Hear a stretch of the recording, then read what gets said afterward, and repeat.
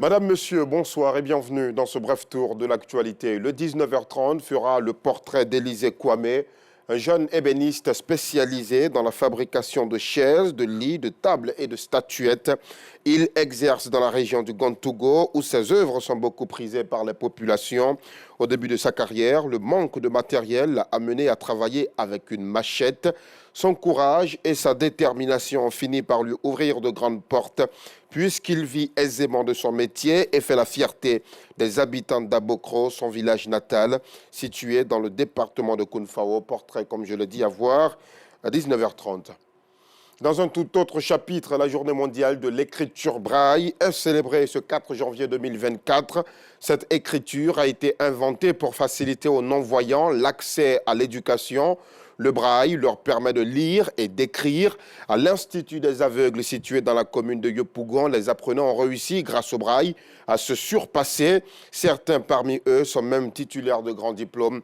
Vous les verrez à 19h30. Et cette très bonne nouvelle, le quatrième pont d'Abidjan, le quatrième pont et la voie de contournement d'Abidjan, la Y4, seront opérationnels à partir de la semaine prochaine. C'est le Premier ministre Begré Mambé qui l'a annoncé hier mercredi lors de sa visite de suivi des travaux des infrastructures routières. La Y4 le sera dès ce vendredi 5 janvier 2024. Le dernier pont qui permet de relier la route de Benjarville au stade des Bimpé sera achevé.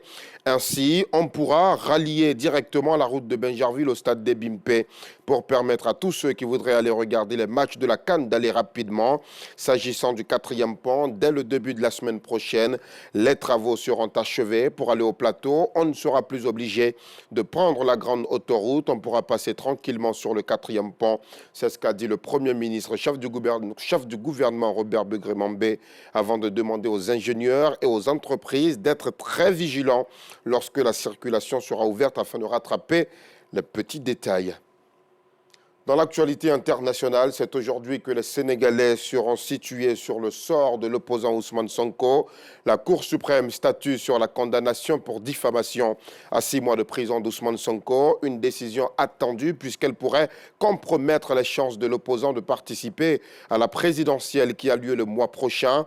Selon son camp, il jouit toujours de ses droits civiques depuis qu'un juge a ordonné mi-décembre sa réinscription sur les listes électorales.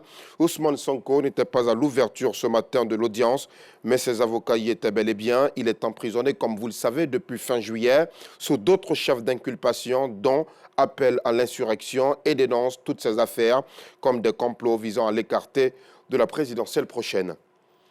Nous voilà au terme de ce bref tour de l'actualité. Merci de votre attention. On se retrouve à 19h30, si Dieu le veut.